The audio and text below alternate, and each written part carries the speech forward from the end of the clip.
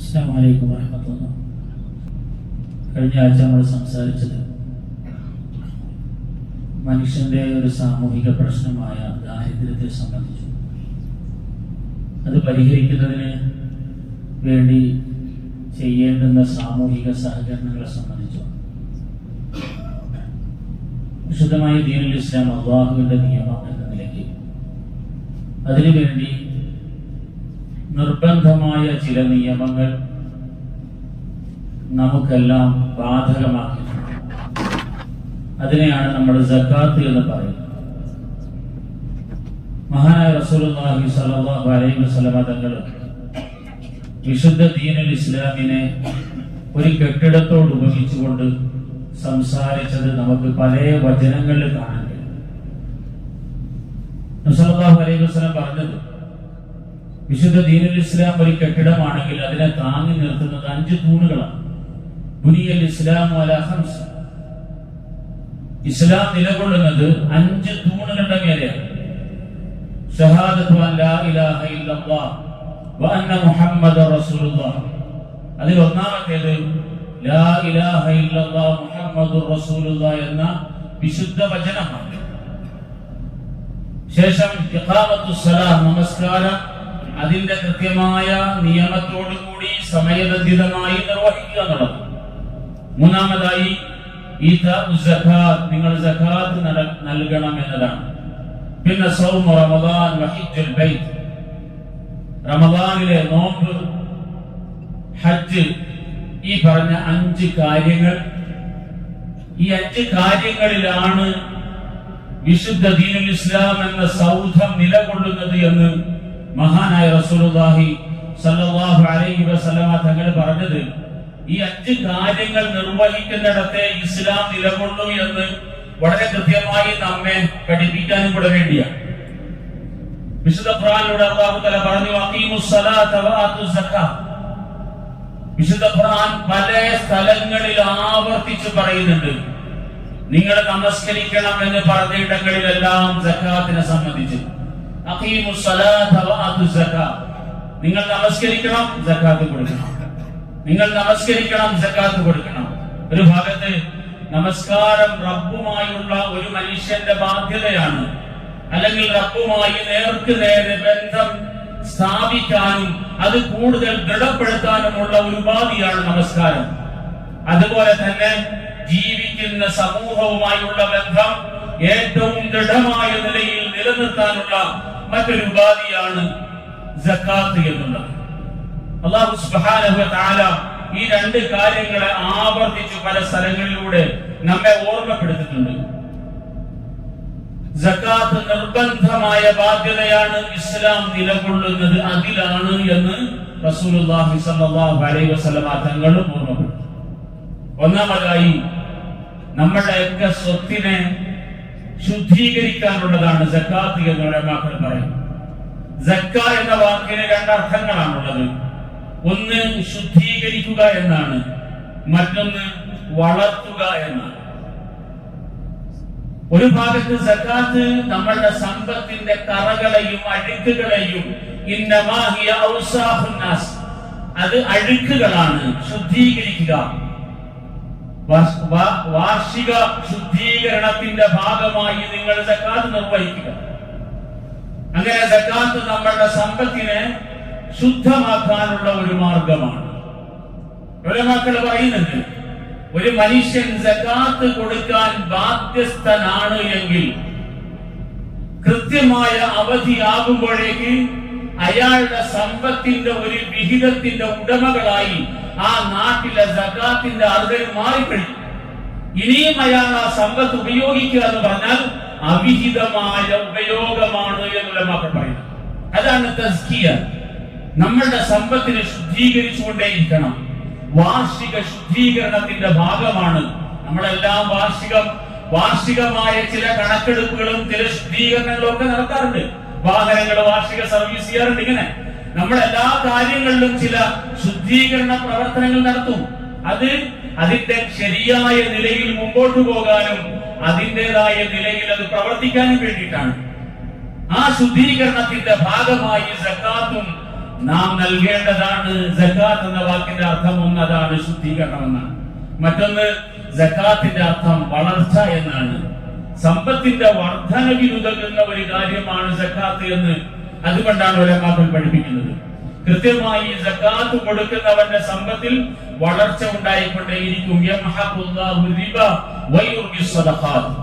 അല്ലാഹു സുബ്ഹാനഹു വ തആല വിശുദ്ധ ഖുർആനിൽ വളരെ കൃത്യമായി പറയുന്നത്, പക്ഷേ നമ്മളുടെ ബാഹ്യമായ വിലയിരുത്തലിന് വിരുദ്ധമായ ഒരു ഭാഗമാണ് അല്ലാഹു തആല പറയുന്നത്, ഒരു കാര്യമാണ് അല്ലാഹു തആല പറയുന്നത്. അല്ലാഹു തആല പറയുന്നത്, നിങ്ങൾ പലിശ ഇടപാട് നടത്തിയാൽ സമ്പത്ത് തകരും, നിങ്ങൾ സകാത്ത് കൊടുത്തുകൊണ്ടിരുന്നാൽ സമ്പത്ത് വളരും. ബാഹ്യമായി നോക്കുമ്പോ പലിശ സമ്പത്തിന്റെ വർധനവിനുള്ളതാണെന്നും സകാത്തിലൂടെ സമ്പത്ത് കുറയുമെന്നും തോന്നുന്നുവെങ്കിൽ അല്ലാഹു തആല നേരെ തിരിച്ചു പറയുകയാണ്, യംഹഖുല്ലാഹു റിബ വയുർബിസ് സദഖാത്ത്. നിങ്ങൾ സാമ്പത്തികമായ ഇടപാടിൽ പലിശ കടത്തിക്കൂട്ടുകയാണെങ്കിൽ നിങ്ങളുടെ സമ്പത്തിന്റെ തകർച്ചയുടെ കാരണമാണത്. എന്നാൽ കൃത്യമായി സകാത്ത് വിഹിതം നോക്കി കൊടുക്കുകയാണെങ്കിൽ സമ്പത്തിന്റെ വളർച്ചയുടെയും കാരണമാണ് എന്ന് അല്ലാഹു തആല തന്നെ വളരെ കൃത്യമായി നമ്മളോട് പറഞ്ഞുതരാണ്. അപ്പോൾ ഒരു ഭാഗത്ത് നമ്മുടെ ഒക്കെ സമ്പത്തിനെ ശുദ്ധീകരിക്കുന്നതിന്റെ ഭാഗമായിട്ടാണ് സകാത്ത് നാം നിർവഹിക്കുന്നത്. രണ്ടാമത്തേത്, കഴിഞ്ഞ ആഴ്ച നമ്മൾ വിശദമായി പറഞ്ഞതുപോലെ സമൂഹത്തിൽ പ്രയാസം അനുഭവിക്കുന്ന ഒരു വിഭാഗത്തിന്റെ ബാധ്യത ആ സമൂഹത്തിന്റെ മൊത്തത്തിലാണ്.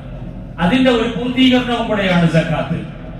പ്രയാസം അനുഭവിക്കുന്ന ജനങ്ങൾ, ദാരിദ്ര്യം കൊണ്ട് കഷ്ടപ്പെടുന്ന ജനങ്ങൾ, അല്ലെങ്കിൽ കടം കൊണ്ട് പ്രയാസപ്പെടുന്ന ജനങ്ങൾ, ഇങ്ങനെ പലതരത്തിൽ സാമ്പത്തിക ഞെരുക്കങ്ങൾ അനുഭവിക്കുന്നവർക്ക് ആശ്വാസമായി മാറുന്നതാണ് സകാത്തിന്റെ ആ ഒരു സംവിധാനം. ഇസ്ലാം സകാത്തിനോട് ഉദ്ദേശിക്കുന്ന മറ്റൊരു കാര്യം അതും കൂടിയാണ്. പ്രാഥമികമായി ഒന്നാമതായി സകാത്ത് കൊടുക്കുന്നവന്റെ സമ്പത്തിനെ ശുദ്ധീകരിക്കാനുള്ളതാണ് പ്രധാനമായി. അവിടെ തന്നെയാണ് സകാത്തിന്റെ ആത്മാവിനെ നമ്മൾ കണ്ടെത്തേണ്ടത്. നമ്മളുടെ സമ്പത്ത് നാം കൃത്യമായി ശുദ്ധീകരിച്ചുകൊണ്ടേയിരിക്കുക. അതിനോടൊപ്പം തന്നെ അത് പലരുടെയും പ്രശ്നങ്ങളുടെ പരിഹാരമായി മാറുന്നുവെങ്കിൽ സകാത്തിന് അങ്ങനെയും ചില ഫലങ്ങളുണ്ട്. ഒരു കാര്യങ്ങൾക്ക് വിവിധ ഫലങ്ങൾ ഉണ്ടാകുന്ന പോലെ, പ്രയോജനങ്ങൾ ഉണ്ടാകുന്നത് പോലെ സകാത്ത് വിവിധമായ അർത്ഥത്തിൽ വ്യക്തിപരമായി സാമൂഹികമായി എല്ലാം നല്ല പ്രവർത്തന ശേഷിയുള്ള ഒരു അമലാണ് എന്ന് നമ്മൾ തിരിച്ചറിയണം. സകാത്തിനെ സംബന്ധിച്ച് പറയുമ്പോൾ സാധാരണഗതിയിൽ ചില പൊതുവായ ധാരണകളും കുറേയേറെ തെറ്റിദ്ധാരണകളുമാണ് സകാത്തിനെ സംബന്ധിച്ച്. എന്തെങ്കിലുമൊക്കെ മാസാമാസം കൊടുത്താൽ തീരുന്നതാണ് സകാത്ത് എന്നൊരു ധാരണ, അല്ലെങ്കിൽ വലിയ അതിസമ്പന്നത മാത്രം ബാധ്യതയാണ് എന്നൊരു തോന്നലുണ്ട്. ഇതെല്ലാം തിരുത്തപ്പെടേണ്ടുന്ന ധാരണകളാണ്. മഹാനായ റസൂലുള്ളാഹി സ്വല്ലല്ലാഹു അലൈഹി വസല്ലമ തങ്ങളുടെ സകാത്തിനെ കുറിച്ച് പഠിപ്പിച്ചത് കൃത്യമായി കണക്കെടുത്തിട്ട്, വർഷാവർഷം കണക്കെടുത്ത് ആ കണക്കിന്റെ അളവിൽ തന്നെ കൃത്യമായി അതിന്റെ അവകാശികൾക്ക് കൊടുക്കുമ്പോഴാണ് സകാത്ത് ആവുക. എന്തെങ്കിലും ഒരു കണക്കെടുത്ത് ആർക്കെങ്കിലും കൊടുത്ത് ഞാൻ സകാത്ത് തീർത്തിരിക്കുന്നു എന്ന് വിചാരിക്കുന്നുണ്ടെങ്കിൽ അത് തെറ്റാണ്. ഇസ്ലാമികമായ സകാത്തിന്റെ സങ്കല്പം അങ്ങനെയല്ല. കൃത്യമായി ഒരു കച്ചവടക്കാരൻ, ബിസിനസ്സുകാരനാണെങ്കിൽ ഈ വർഷത്തെ ബാക്കി എന്താണ്, എന്തൊക്കെയാണ് സ്റ്റോക്ക് ഉള്ളത്, കൃത്യമായി അതിന്റെ കണക്കെടുത്ത് അതിന്റെ കൃത്യമായ ഓഹരി 2.5% അതിനെ മാറ്റിവെച്ച് അതിന്റെ അർഹരായി വിശുദ്ധ ഖുർആൻ പറഞ്ഞ 8 ജനങ്ങളുടെ കയ്യിലേക്ക് എത്തിക്കുമ്പോഴാണ് സകാത്തായി മാറുന്നത്. അതല്ലാതെ എന്തെങ്കിലും ഒരു കണക്കിൽ തീർക്കേണ്ടതല്ല. ചില ആൾക്കാരൊക്കെ പറയാറുണ്ട്, മാസാമാസം ഒരു തുക ഞാൻ കൊടുക്കാറുണ്ട്, സകാത്ത് എന്നുള്ള ഉദ്ദേശത്തിൽ തന്നെ, നിയത്തിൽ തന്നെയാണ് കൊടുക്കുന്നത് എന്നാണ്. മാസാമാസം എന്തെങ്കിലും ഒരു തുക സകാത്ത് എന്ന നിയത്തിൽ കൊടുത്തതിന്റെ പേരിൽ സകാത്ത് ആവുകയില്ല എന്നത് സകാത്തിനെ സംബന്ധിച്ച് നമ്മൾ കൃത്യമായി മനസ്സിലാക്കേണ്ടതാണ്. നമുക്കറിയാമല്ലോ നമസ്കാരം എങ്ങനെയാണ് നിർവഹിക്കേണ്ടത്. ദുഹർ നമസ്കരിക്കാൻ നമുക്കറിയാം 4 റക്അത്ത് തന്നെ നമസ്കരിക്കണം. എന്നാൽ ഒരു 5 റക്അത്ത് ആയിക്കോട്ടെ ദുഹർ എന്ന് വിചാരിച്ചാൽ അതിന് ദുഹർ നമസ്കാരം എന്ന് പറയില്ല. നമസ്കാരം ഇബാദത്തുകൾക്ക് അല്ലാഹു നിശ്ചയിച്ച കൃത്യമായ ഒരു കണക്കുണ്ട്. ആ കണക്കിൽ തന്നെ നിർവഹിക്കുക എന്നുള്ളതാണ് ഓരോരുത്തരുടെയും ബാധ്യതയായി മാറുന്നത്. 4 റക്അത്തിന്റെ സ്ഥാനത്ത് 5 റക്അത്തായാൽ, അല്ലെങ്കിൽ 3 റക്അത്തായാൽ, അല്ലെങ്കിൽ ദുഹറിന് കുറഞ്ഞു പോയ 3 കുറഞ്ഞു പോയ 1 അസറിലേക്ക് ചേർത്തിട്ട് 5 ആക്കി നമസ്കരിച്ചാൽ ഇതൊന്നും നമസ്കാരം ആവില്ല എന്ന് നമുക്കറിയുന്നത് പോലെ സക്കാത്തിന്റെ നിയമങ്ങളിലും കൃത്യമായ ചില കാര്യങ്ങളുണ്ട്. നോമ്പിന്റെ കാര്യം അങ്ങനെ തന്നെയാണ്. ഒരാളെ ദുഹർ മുതൽ മഗ്‌രിബ് വരെ നോമ്പെടുത്തു, അത് നോമ്പാവില്ല. എന്നാൽ പകല് നോമ്പായിട്ട് എടുക്കാൻ പറ്റുമോ? അതും ആകില്ല നമുക്കറിയാം. ഇങ്ങനെ അല്ലാഹു തആല ദീനുൽ ഇസ്ലാമിൽ നിർണയിച്ചിട്ടുള്ള അമലുകൾക്ക് അതിൻ്റെതായ നിയതമായ കൃത്യമായ നിയമങ്ങളുണ്ട്. ആ നിയമങ്ങൾ പാലിക്കപ്പെടുമ്പോഴാണ് അത് അമലായിട്ട് മാറുന്നത്. ഉൽപ്പന്നങ്ങൾക്ക് സക്കാത്ത് കൊടുക്കണം. കാർഷിക ഉൽപ്പന്നങ്ങൾ സക്കാത്ത് നിർബന്ധമായ സാധനങ്ങളാണ്. നമ്മുടെ നാട്ടിൽ പൊതുവെ കാർഷിക ഉൽപ്പന്നങ്ങൾ കുറവാണ്. മൃഗങ്ങൾക്ക് സക്കാത്ത് കൊടുക്കണം. ഒട്ടകം, ആട്, നാൽക്കാലികൾ, ഇതിനൊക്കെ സക്കാത്ത് കൊടുക്കൽ നിർബന്ധമായ വിഭവങ്ങളിൽപ്പെട്ടതാണ്. പിന്നെ കയ്യിലുള്ള ക്യാഷ് അല്ലെങ്കിൽ സ്വർണം, വെള്ളി, ഇതാണ് സക്കാത്ത് നിർബന്ധമായ മൂന്നാമത്തെ സാധനം. ഇതും കൃത്യമായ ഒരു വിഹിതം, ഒരളവിൽ നമ്മുടെ കയ്യിൽ സ്വർണമുണ്ടെങ്കിൽ, വെള്ളി ഉണ്ടെങ്കിൽ, അല്ലെങ്കിൽ അതിന്റെ അളവിലുള്ള ക്യാഷ് നമ്മുടെ കയ്യിൽ ബാലൻസ് ചെയ്യുന്നുണ്ടെങ്കിൽ സക്കാത്ത് കൊടുക്കൽ നിർബന്ധമാണ്. സക്കാത്ത് കൊടുക്കൽ നിർബന്ധമായ നാലാമത്തെ സാധനം ബിസിനസ് ആണ്. നമ്മളുടെയൊക്കെ ഷോപ്പുകളിൽ എന്താണ് സാധനം ബാക്കിയുള്ളത്, ആ ബാക്കിയുള്ള സാധനത്തിന്റെ കൃത്യമായി കണക്കെടുക്കണം. ആ കണക്കെടുത്തതിന് ശേഷം അതിന്റെ 2.5% കണക്കെടുക്കണം. അത് അർഹതപ്പെട്ട വ്യക്തികളിലേക്ക് എത്തിച്ചു കൊടുക്കണം. ആർക്കെങ്കിലും കൊടുത്ത്, ബന്ധുക്കൾക്ക് കൊടുത്ത്, അല്ലെങ്കിൽ അയൽവാസികൾക്ക് കൊടുത്ത്, അർഹരാണെങ്കിൽ ഇതെല്ലാം ആകാവുന്നതാണ്. അർഹരെ കണ്ടെത്തുക, അവരുടെ കയ്യിൽ എത്തിച്ചു കൊടുക്കുകയും ചെയ്യുക. ഇതെല്ലാ വർഷവും കൃത്യമായി നൽകുമ്പോൾ ഇസ്ലാം നമ്മളുടെ മുമ്പിൽ വെക്കുന്ന സാമ്പത്തികമായ അച്ചടക്കം നമ്മൾ പാലിച്ചവരായി. ഇത് നിർബന്ധമായ ബാധ്യതയാണ്. എല്ലാ കാര്യങ്ങളിലും അച്ചടക്കം പാലിക്കൽ ബാധ്യതയായതുപോലെ സാമ്പത്തികമായി നിർബന്ധ ബാധ്യതകളുണ്ട്. അത് നിർവഹിച്ചേ മതിയാകൂ. മഹാനായ റസൂലുള്ളാഹി സ്വല്ലല്ലാഹു അലൈഹി വസല്ലമ തങ്ങൾ സക്കാത്തിന്റെ കാര്യം അത്രത്തോളം ഗൗരവത്തിലാണ് നമ്മെ ഓർമ്മപ്പെടുത്തിയതെന്ന് നമ്മൾ മനസ്സിലാക്കണം. മഹാനായ അബൂബക്കർ സിദ്ദീഖ് റളിയല്ലാഹു തആല അൻഹുവിന്റെ ഖിലാഫത്ത് കാലഘട്ടത്തിൽ സക്കാത്ത് കൊടുക്കാൻ മടിച്ച ചില മനുഷ്യരുണ്ടായിരുന്നു. അവർക്ക് അവരുടേതായ ചില ന്യായങ്ങളുണ്ടായിരുന്നു. അവര് പറഞ്ഞു, റസൂലുള്ളാഹി സ്വല്ലല്ലാഹു അലൈഹി വസല്ലം തങ്ങളുടെ കാലഘട്ടത്തിൽ നിർബന്ധമായ ഒരു കാര്യമാണ് സക്കാത്ത്. തുടർന്ന് അത് ബാധ്യതയില്ല. റസൂലുള്ളാഹി സ്വല്ലല്ലാഹു അലൈഹി വസല്ലം തങ്ങളുടെ കാലത്തോടുകൂടി സക്കാത്തിന്റെ ബാധ്യത അവസാനിച്ചു എന്ന ന്യായവുമായി വന്ന സമൂഹത്തെ സംബന്ധിച്ച് മഹാനായ അബൂബക്കർ സിദ്ദീഖ് റളിയല്ലാഹു തആല അൻഹു പറഞ്ഞിരിക്കുകയാണ്, ലൗ ഖാതിലന്ന മൻ ഫറഖ ബൈന സ്വലാത്തി വസ്സകാത്ത്.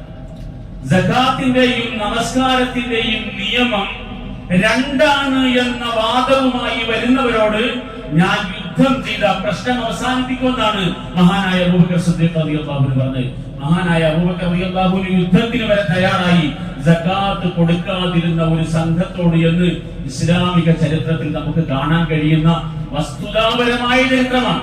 എന്തെങ്കിലും ഒരു ചരിത്രമല്ല, വസ്തുതാപരമായി ആധികാരികമായി നമുക്ക് വായിക്കാൻ കഴിയുന്ന ഒരു ചരിത്രമാണ്. ഒരു കാലഘട്ടത്തിൽ ഈ സമൂഹത്തിന്റെ അധികാരത്തിൽ അല്ലെങ്കിൽ ഉത്തരവാദിത്വത്തിൽ ഉണ്ടായിരുന്ന ഭരണാധികാരി സകാത്ത് കൊടുക്കാൻ തയ്യാറാകാതിരുന്നവർക്കെതിരെ യുദ്ധം പ്രഖ്യാപിച്ചതിന്റെ ചരിത്രം. എന്ന് വെച്ചാൽ വിഷയം അത്രത്തോളം ഗൗരവമാണ്.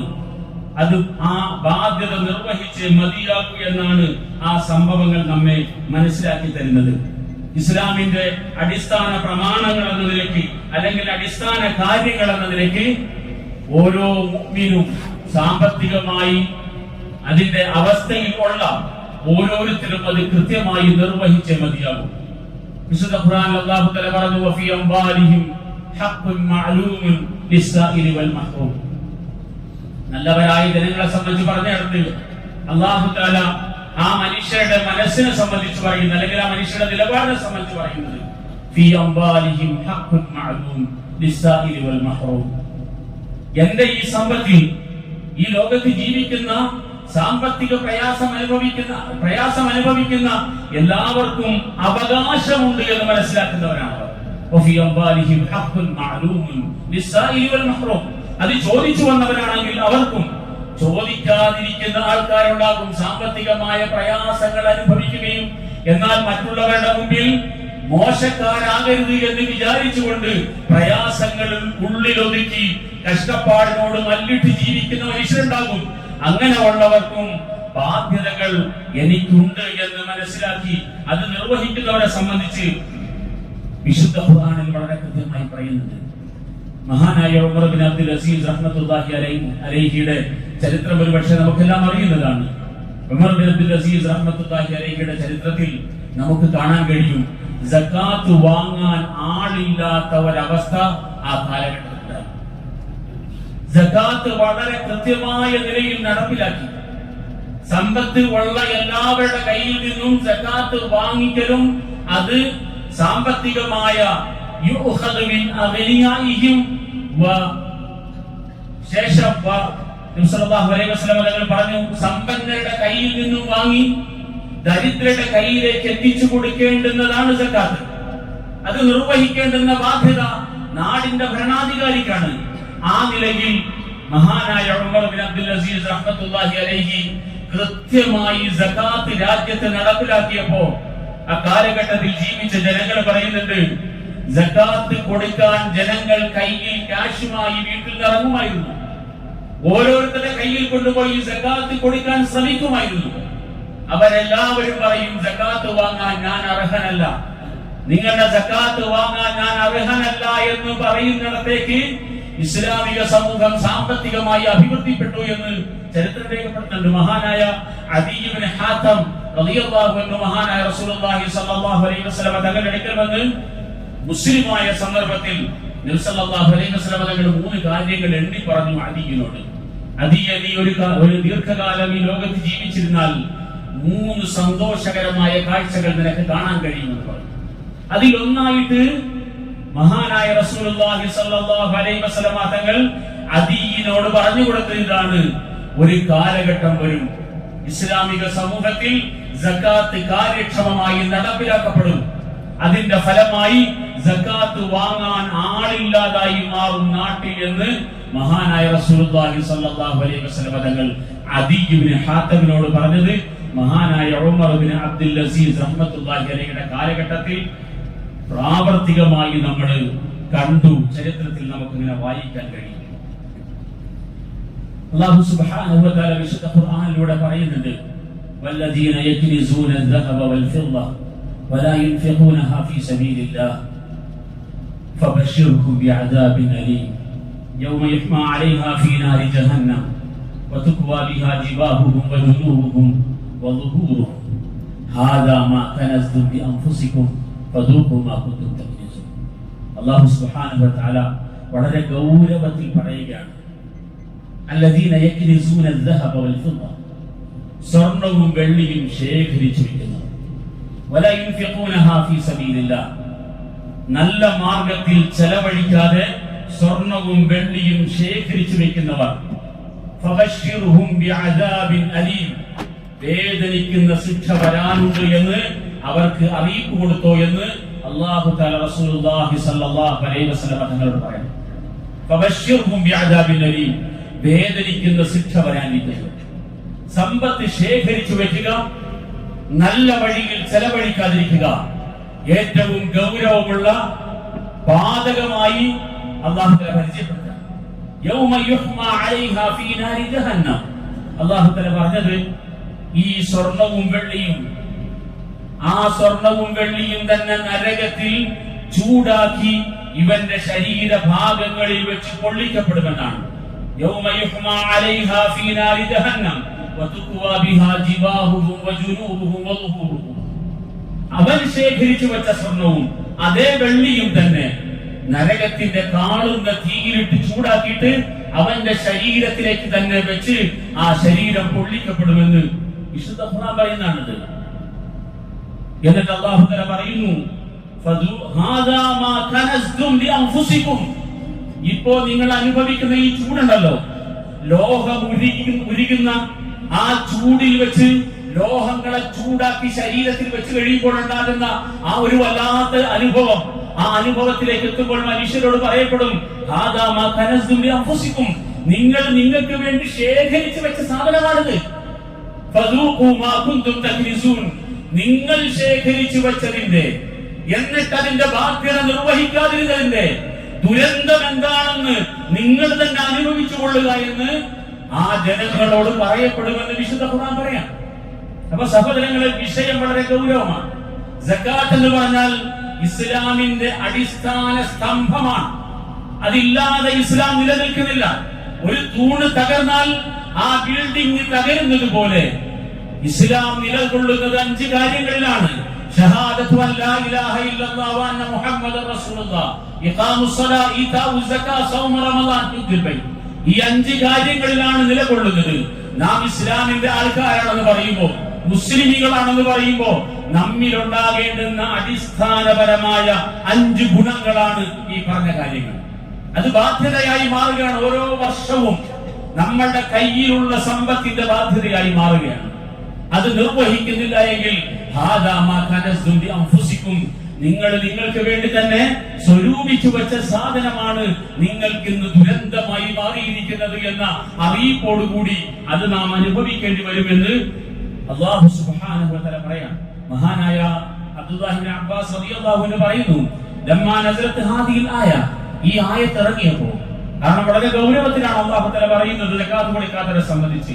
വല്ലദീന യക്നിസൂന ദഹബ വൽ ഫിദ്ദ, സ്വർണ്ണവും വെള്ളിയും ശേഖരിച്ചിട്ട് അതിന്റെ ബാധ്യത നിർവഹിക്കാത്തവരെ സംബന്ധിച്ച് ഇത്ര കടുപ്പത്തിൽ അല്ലാഹു തആല പറഞ്ഞപ്പോ സഹാബാക്കൾ റസൂലുള്ളാഹി സ്വല്ലല്ലാഹു അലൈഹി വസല്ലം തങ്ങളുടെ അടുക്കലേക്ക് ചെന്നിട്ട് പറഞ്ഞു, യാ നബി അല്ലാഹ്, ഇന്നഹു കബറ അലാ അസ്ഹാബിക ഹാദിഹിൽ ആയ, ഈ ആയത്ത് താങ്കളുടെ സഹാബാക്കൾക്ക് വലിയ പേടിയായി മാറിയിട്ടുണ്ട്, അവരെല്ലാം ആകെ പേടിപ്പിച്ചു കളഞ്ഞിരിക്കുന്നു ഈ ആയത്ത് എന്ന് സഹാബാക്കൾ റസൂലുള്ളാഹി സ്വല്ലല്ലാഹു അലൈഹി വസല്ലം തങ്ങളുടെ അടുത്തേക്ക് വന്ന് പറയുകയാണ്. അപ്പോൾ നബി സല്ലല്ലാഹു അലൈഹി വസല്ലം തങ്ങൾ സഹാബാക്കളോട് പറഞ്ഞു, ഇന്നല്ലാഹ ലം യഫ്രിദ് സകാത ഇല്ലാ ലിയുതയ്യിബ മാ ബഖിയ മിൻ അംവാലിഹിം. അല്ലാഹു തആല സകാത്ത് നിർബന്ധമാക്കിയത് എന്തിനു വേണ്ടിയാണ് നിങ്ങൾ മനസ്സിലാക്കുക. അതെന്തിനാണ്? നിങ്ങളുടെ കയ്യിൽ ബാക്കിയുള്ള സമ്പത്തിനെ ശുദ്ധീകരിക്കാൻ വേണ്ടി. ലിയുതയ്യിബ മാ ബഖിയ മിൻ അംവാലിഹിം. സകാത്തിന്റെ വിഹിതം 2.5% കൊടുത്തു കഴിയുമ്പോൾ ബാക്കി 97.5% കയ്യിലിരിക്കാൻ, ആ 97.5% ശുദ്ധമായി മാറുകയാണ്. നിങ്ങളുടെ സമ്പത്തിനെ ശുദ്ധീകരിക്കാൻ വേണ്ടി അള്ളാഹു ചെയ്തിരിക്കുന്ന ഏർപ്പാടാണ് സകാത്ത് എന്ന് മഹാനായ റസൂലുള്ളാഹി സ്വല്ലല്ലാഹു അലൈഹി വസല്ലം പറഞ്ഞു. വഇന്നമാ ഫറദൽ മവാരിസ ലിയകൂന ലിമൻ ബഅദഹു. അതുപോലെ തന്നെ അല്ലാഹു തആല സമ്പത്ത് നൽകുക തന്നെ ചെയ്യും. നബി സല്ലല്ലാഹു അലൈഹി വസല്ലം തങ്ങൾ വളരെ സുന്ദരമായിട്ടാണ് ആ വിഷയത്തിന് മറുപടി പറഞ്ഞത്. നാം ജീവിച്ചിരിക്കുന്ന കാലത്ത് സകാത്തായിട്ട് ഇത് കൊടുക്കുകയാണെങ്കിൽ നമ്മളുടെയൊക്കെ ബാധ്യത തീരും. എന്നാൽ ജീവിക്കുന്ന കാലത്ത് കൊടുത്തില്ലെങ്കിലോ മരണത്തോടുകൂടി, റൂഹ് പിരിയുന്നതോടുകൂടി അനന്തരാവകാശികളുടെ കയ്യിലേക്ക് ഇത് മാറുകയും ചെയ്യും. ഇതൊന്നും എവിടെയും കൊണ്ടുപോകാൻ പാടില്ല. എത്ര ശേഖരിച്ചാൽ എന്താ, എത്ര സമ്പാദിച്ചാൽ എന്താണ്, എത്ര കോടിക്കണക്കിനുണ്ടായാൽ എന്താണ്, നിങ്ങൾ വർഷാവർഷം നിങ്ങളുടെ ബാധ്യത മനസ്സിലാക്കി ആ സകാത്ത് അർഹതപ്പെട്ടവരുടെ കയ്യിലേക്ക് കൊടുത്താൽ നിങ്ങളുടെ ബാധ്യത തീർന്നുകൊണ്ടേയിരിക്കും. എന്നാൽ അത് ശേഖരിച്ചു വെച്ചുകൊണ്ടിരുന്നാൽ എന്താ സംഭവിക്കുക? നിങ്ങളുടെ ശരീരത്തിൽ നിന്നും റൂഹ് പിരിയുന്നതോടുകൂടി നിങ്ങളുടെ അനന്തരാവകാശികളുടെ മാറും. അത് ഈ ലോകത്ത് നിലനിൽക്കാനുള്ളതാണ്. ആർക്കും കൊണ്ടുപോകാൻ കഴിയില്ല, ഒന്നും ആർക്കും കൊണ്ടുപോകാൻ കഴിയില്ല. എത്ര ശതകോടീശ്വരന്മാര് മരണപ്പെട്ടാലും അവര് മരണപ്പെടുന്ന സമയത്ത് എന്തെല്ലാം ബാക്കിയുണ്ടായിരുന്നോ അതെല്ലാം നമ്മൾ ഈ കാണുന്ന ലോകത്ത് ഇതാ നിലനിൽക്കാണ്. അതുകൊണ്ട് അനന്തരാവകാശികളുടെ കയ്യിലേക്ക് ഒരു സമയത്ത് ചെന്നെത്താനുള്ളതാണ്. അതുകൊണ്ട് ബാധ്യതയായി കൊണ്ടു നടക്കാതെ കൃത്യമായി നിർവഹിച്ചു കൊള്ളൂ എന്ന് മഹാനായ റസൂലുള്ളാഹി സ്വല്ലല്ലാഹു അലൈഹി വസല്ലമ തങ്ങള് ഈ ചോദ്യത്തിന് മറുപടിയായിട്ട് പറയുകയുണ്ടായി. അപ്പൊ സഹാബാക്കളുടെ ഈ വിഷയത്തിൽ തോന്നിയ ആ പ്രയാസത്തിന് നബി സല്ലല്ലാഹു അലൈഹി വസല്ലമ തങ്ങൾ മറുപടി പറഞ്ഞ രീതിയാണിത്. അതുകൊണ്ട് സക്കാത്തിനെ ബാധ്യതയായി മനസ്സിലാക്കണം, അത് കൃത്യമായി നിർവഹിക്കണം.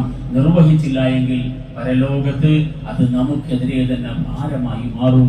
ദുനിയാവിൽ വെച്ച് തന്നെ നമ്മുടെ സമ്പത്തിനെ ശുദ്ധീകരിക്കാൻ വേണ്ടി അള്ളാഹു ചെയ്തിട്ടുള്ള ഒരു നിർബന്ധ ബാധ്യതയാണെന്ന് തിരിച്ചറിവുണ്ടാകണം. അള്ളാഹു സുബ്ഹാനഹു വ തആല നമ്മുടെ എല്ലാവരെയും യഥാർത്ഥ ദീനിന്റെ നിയമങ്ങൾ മനസ്സിലാക്കി പ്രവർത്തിക്കുന്നവരിൽ ഉൾപ്പെടുത്തട്ടെ. വ ആഖിറു ദഅവാനാ അൽഹംദുലില്ലാഹി റബ്ബിൽ ആലമീൻ.